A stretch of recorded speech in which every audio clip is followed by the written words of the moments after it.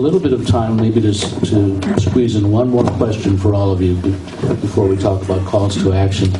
You began to talk about this already. Can you tell us about work that you're doing to enable immigrants to become citizens and update us on issues such as DACA and so forth?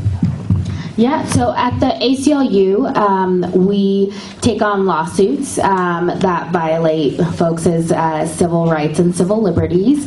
And that, for our 100-year history, has been what we've done. And recently we started a campaigns department, which I'm very excited to be a part of. And in our campaigns department, we are launching a public education campaign filled with Know Your Rights trainings. We're looking at relaunching a Colorado-centric Know Your Rights booklet that serves as an evergreen tool for our community that could highlight things like Asset, 251, the repeal of SB 90, different places where an immigrant in Colorado can go ask for help, can get some resources, can have access to higher education. And so for us, right now, we're still continuing with all of our lawsuits, and we are pushing forward our Know Your Rights trainings, and we have some amazing partners that already do amazing work with doing citizenship workshops, DACA workshops, and so right now we're focusing on public education and all the lawsuits. So in addition to, our main focus is advocacy work, but we do have some direct services as well that we see as a gateway to more civic engagement. And so we do host citizenship workshops that we take volunteers out, of course, if any of you all are looking for that. But we helped about 600 folks apply for their citizenship this year. And we have definitely seen an increase in the wait times, where in the past it took 6 months until your interview once you applied, whereas now it could be up to 18 months. So we're trying to get people as soon as possible so that they'll be able to vote in the 2020 elections if they'd like to do that. We also follow up with folks after about a year to see if they're able to become citizens, and then we have them come in and register to vote, and help them with anything else that they need, maybe refer them to other services as well. So definitely one of the things we really enjoy doing for the folks that are our green card holders. So we're a law firm, and we're very conservative when it comes to making sure people are well advised to apply for citizenship. And right now we're recommending about 80% of the people that come to our office to inquire about citizenship, we're recommending that they don't, because the Trump administration is looking for reasons to take their green card away, especially if they got it under the Obama administration. So it's a very scary time for people to be applying for citizenship. So I know the ACLU and CERC are also being very careful in screening, because the government is not standing behind what they said when someone got their green card. So it's very concerning. You asked about DACA and TPS. There is a DACA argument in front of the Supreme Court on November 12th. This is going to be to decide whether or not the Trump administration gets to cancel the DACA program. This would be devastating. We need a full reinstatement of it, because we right now have entire high schools with no one with DACA because they were born too late. They had to be 15 in order to apply for DACA, and they were too young if they were are in high school now.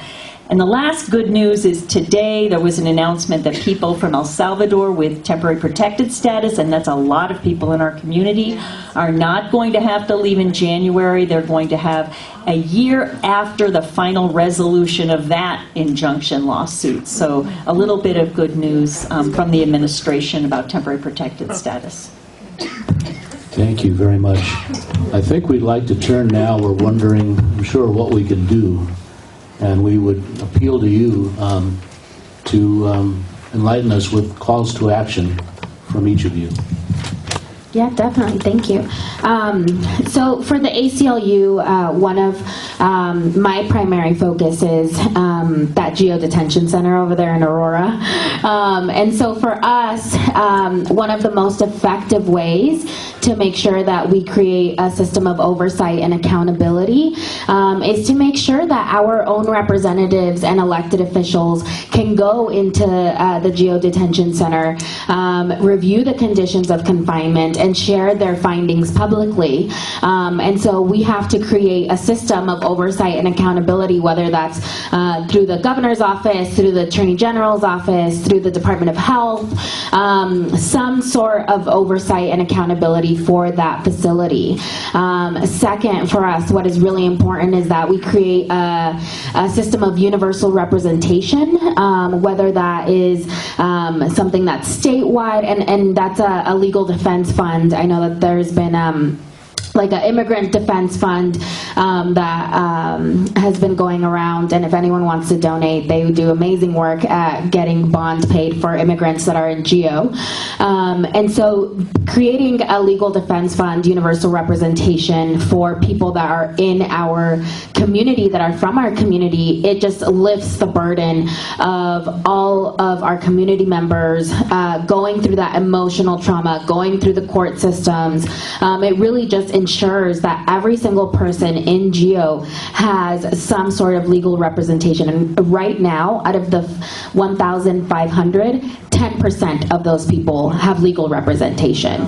And so in us being able to pass a statewide, countywide, citywide type of universal representation fund would just lift up so much of that burden of our own community members having to go at it alone.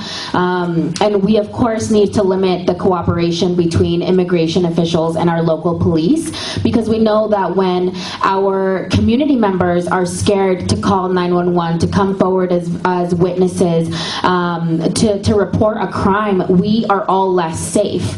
And so making sure that we limit that cooperation between local law enforcement and immigration, it'll go leaps and bounds in our community and in building that community trust between immigrants and police. And lastly, divesting. We need to divest from companies like CoreCivic and GEO Group, whether that's the city, the county, Denver County did it recently, or as a state. Right now, our teachers, our para pension fund is currently invested into GEO Group, and that is hundreds of thousands of dollars that we are giving a company to imprison and detain our community members. And so making sure that we cut them at their resources is just a few of the ways that we at the ACLU are working to make sure that we change the way immigrant detention is seen here in Colorado and is breathed here in Colorado. And so some of the ways that you can get involved is primarily get signed up onto our People Power. That is our #1 way of getting information to you for events, press releases, things that are coming out. And so that's peoplepower.org. And on People Power, you will see that on November 16th, we are having a training if you want to be a designated speaker on immigration detention during the 2020 legislative session. We are having an in-depth training for folks that want to come to the Capitol and speak, folks that want to speak to your representative, who is a very important one, to make sure that we pass some pretty important bills here in 2020 legislative session, and her name's Speaker Becker. And so if you want to get involved, please come to this training. We will train you up on how to speak on immigration detention in Colorado, and we will set up in-district meeting with Speaker Becker. So we really need as many folks from Boulder to attend this November 16th training. But other than that, we're always looking for volunteers. If you've had any sort of legal background, we would always appreciate any sort of paralegal help, because we have a lot going on. But let's see what's behind. Oh, it's all in little words. But yeah, so peoplepower.org is probably the #1 way to get involved and to find out what we're doing and what we're up to.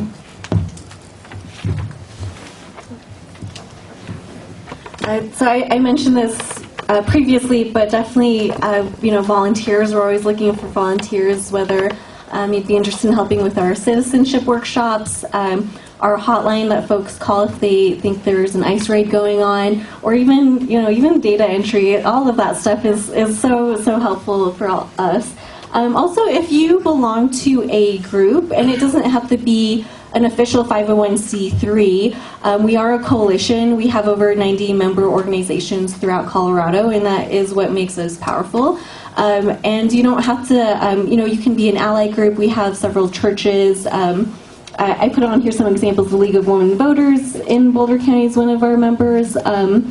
Modus Theater out Boulder County. So any group, if you feel like you really care about supporting immigrants and want to do something about it, definitely come talk to us at the table.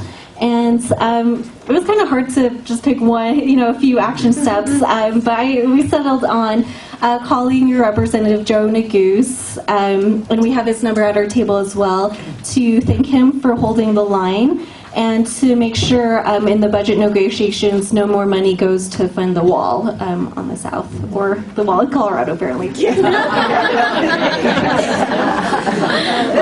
Yes, you should call Joe Neguse. You should also call Corey Gardner, and I will not apologize for spelling his name wrong. So we have really good cooperation in the state among the organizations that are working on legal issues. We're partnering with the ACLU to try to get rid of one of the many racist laws on the books of Colorado, and we have long been a member of the Colorado Immigrant Rights Coalition. We are worried, however, about blowback from ICE. ICE put out a press release, I think the 27th of September, saying, oh, you sanctuary cities, you think your community members are going to be safer. If we can't go and get somebody from the jail, we're going to go to their neighborhoods and we're going to pick up opportunistically anybody else we run into. And so we are worried about our neighborhoods. We think it's really important to start a daisy chain, DACA appreciation, and immigrant support initiative. People that are willing to go and do what they did in Tennessee. An ICE truck came to pick up some immigrants in their driveway, and they formed a human chain to prevent that from happening. So we think that's probably a good idea because the immigrant rights organizations have been so successful in the state of Colorado. Now we got to make sure that there's no blowback against our community.